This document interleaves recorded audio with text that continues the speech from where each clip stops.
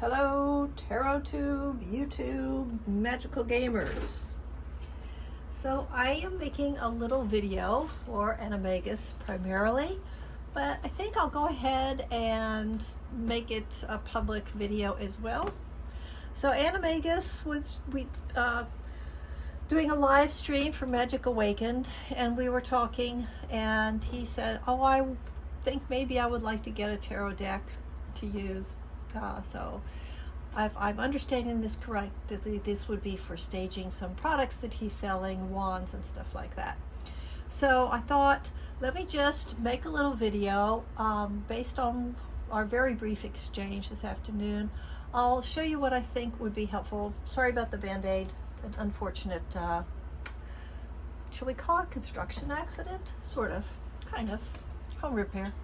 All right, so ignore the box here. This is just a freebie. So the classic deck, the imagery a lot of people expect to see when you say tarot, is this deck. And this is called the Ryder Smith deck. It's from 1910. It was created a little earlier than that, but you know, it came out 1910. So in terms of the wizarding world, this would have been a deck that Harry Potter, that whole crew would be familiar with, all those professors. Trelawney definitely would know this one. So I'll just kind of flip through as I babble on. It's got very bright colors in this version. So if you wanted to go with this Ryder Smith, sometimes called the RWS, there are several versions of it out. Some of them have softer coloring, some of them are black and white, some of them were sort of sepia toned, and yeah, I do not read with this, but that's not what this is about. This is about staging something for you. So that's why I'm kind of doing it with some wood runes so you can see how it would look with wood. And yeah. Here's one of my little wands, so you can see what it would look with, like a real wood thing. Okay, so that is, that's what this would look like. Oh, I also should tell you, I don't think, yeah, forgive me if I'm being redundant, but the pictures, these that have the sort of big pictures on it, excuse me, these are called major arcana cards, the ones that have like a message like this: Strength, the Hermit, Wheel of Fortune. Then there's court cards like you would see in a deck of cards: kings, queens, knights, pages. This is a major, major, major, major. And then there are these, which we call the minor arcana, and these are, they equate to the minor cards in a playing card deck. I'm blanking. Ace, clubs, diamonds, hearts. In tarot, they're not in the same order. They're wands. So wands are wands. I can't think of anything else to say about it. They're wands. Pentacles are coins. Look like this. Cups look like that. And swords. Let me get some swords for you. Here's some swords. All right. So you can get these in glossy or matte. Depends on, you know, how you like to take your pictures. Because these were just like a gimme thing that was given away with, I think, some clothing. I don't even remember. Somebody just gave it to me. These are kind of dumb backs, but there are plenty of versions of this that have attractive backs. Okay, so that's what you would use if you want everybody to say, oh, tarot cards. If you wanted to go back in time to precursors to tarot cards, oh, wait a second, I meant to tell you this too. So I'm going to show you some decks that are called mass market. That means they are printed and published, and there's thousands of them out there. And so they're the more reasonably priced ones. So you can get a mass market deck, $10 to $30. Yeah, on any big box store stuff type distributor or magic shop will have those. Okay, back to our regularly scheduled program. Okay, so if you want to go back in time, you might go back to a Marseille deck.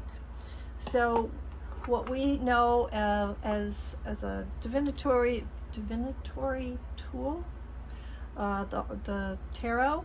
Its precursor was actually just a game of cards, tarocchi, from Italy, and that was the precursor to that was playing cards that probably came to Italy from the Middle East and the East. There is an older deck called the Mamluk Deck.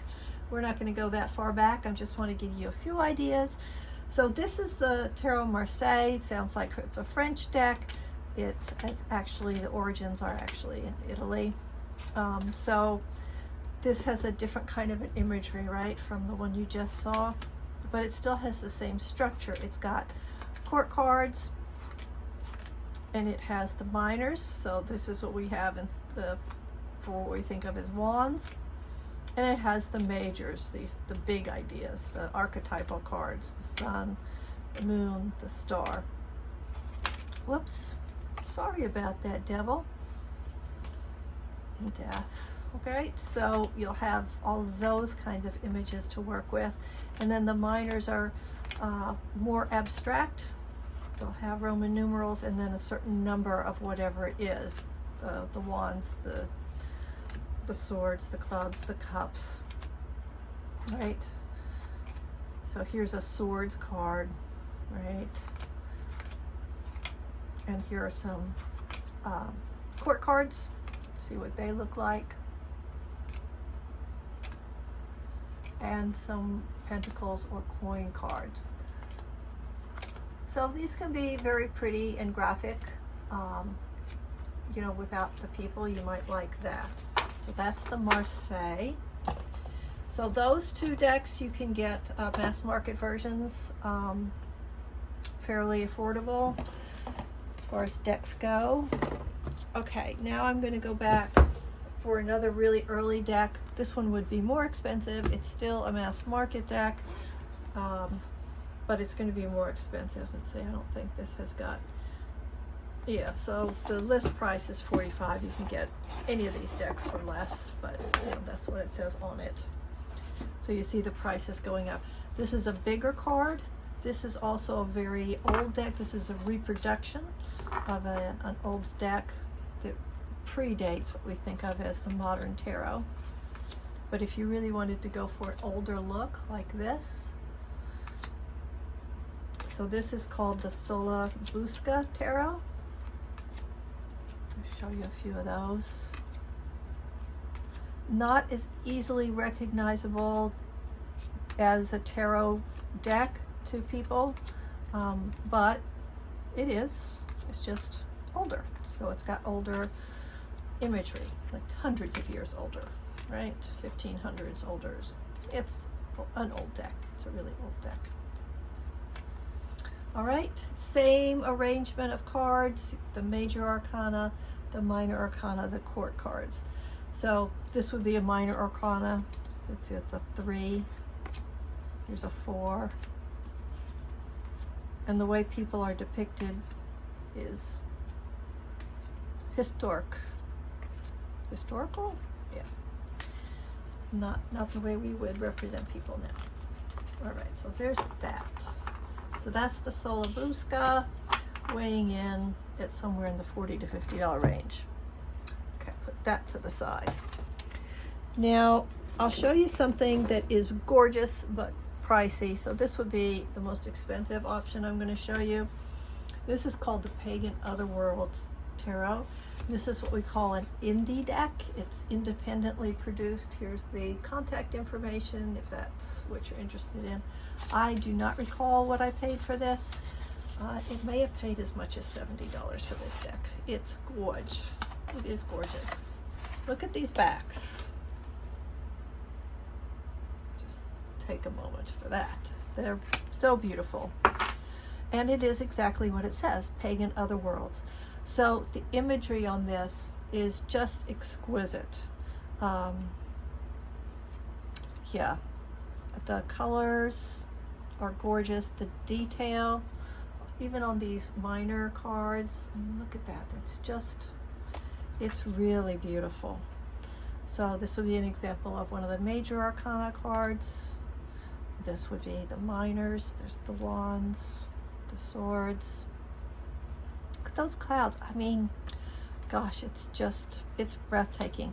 It's so gorgeous I don't even use it that much because it just feels so precious. It does have a few extra cards for the moon cycle in here, but I think you would really enjoy these images. From what I understand, you know, you said you thought you might like something a little dark. It's dark. There's a lot of skulls in here, but the colors are not so dark. So I think for staging something, it might really work nicely, but it's a bit of an investment. All right, so there are full walkthroughs of this. If you like this, before you plunk down your hard-earned galleons, I suggest you watch a few what we call walkthroughs. So you just type in the search bar Pagan Otherworlds walkthrough, and you know, really make sure that you like it before you get it. All right, a mass market version of that general aesthetic would be this one. This is called, oh my God, Druid Craft Tarot. It's the Druid Craft Tarot. Now, the cards are much larger than this. I have trimmed it down. I mean, they're bigger. They're like this much bigger. They're big. But it has these, if you can imagine, these borders just going out more. It was just too hard for me to handle, so I trimmed it down. Okay, so with this one, your characters, the people are very, you get a lot of facial expression. The fabrics are rendered in a way that you can just feel the movement. They're really well done. And it is Druid craft. So you're going to see things that have magic built into them, symbols like she's casting a circle here, and you know, there would just be references in here to things that are magical, druid. So that's going to kind of tie in with a lot of the Wizarding World aesthetic, especially if we're talking about ancient magic. This, you know, this would be that whole Merlin and pre-Merlin time. You could even pretend that was Merlin, right?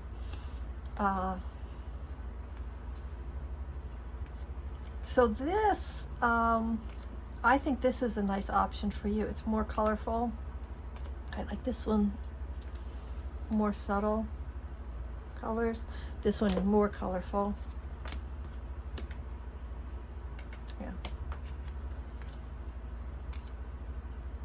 And not as much of an investment. I'm gonna just go on a limb and say, well, this one's between 20 and 30, but you could probably get it for less if you shop around, right? So that is the Druid Craft Oracle. That one down. All right, now you did say dark, so I'm gonna show you one more. This is the Heaven and Earth Tarot. This is also a mass market, Los Scarabeo. Let's see. This one says 35. I'm sure I did not pay that much for it though. Okay. And this one also I think is a good choice for you, the Heaven and Earth, because it is darker. The color tones are darker. And also, let's see if I can find a good one. All right, so let me bring this up for you. So if you look on all of these cards in the title, you'll see a lot of symbols.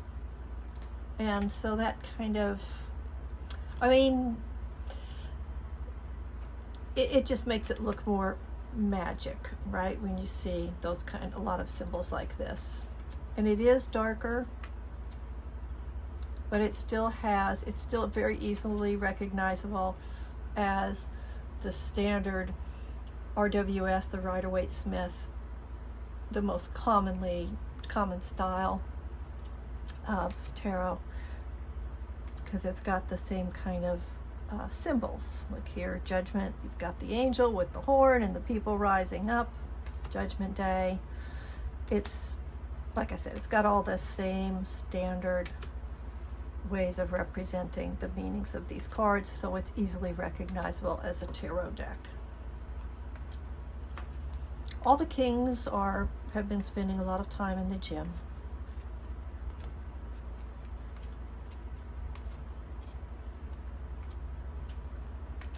Right, so this would be my last recommendation to you.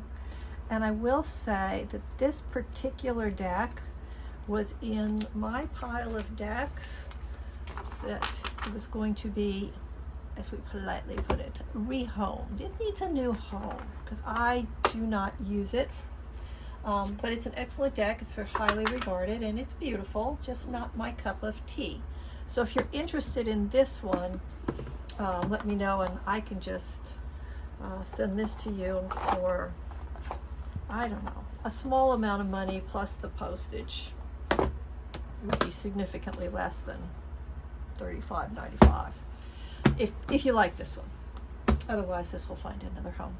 Okay, I hope that was helpful. I did have some other stuff that was like dark, like the Tarot of the Vampires and the Zombie Tarot, but I think that might be a little far afield from what you were thinking about. Anyway, let me know if I'm wrong about that and I will show you those. But I think this gives you some general ideas of what's out there and what you can think about. Almost any theme that you can think of is available in a tarot deck. And I am not joking about this. It's just, there's so much. I mean, there's the Teddy Bear Tarot. The Mystical Moments Tarot. The Philly Tarot. It's just, it is a real thing. But I tried to narrow it down to things that I thought met your needs. I hope you liked something. If you did, you know, leave me a comment, or if you have questions, leave me a comment.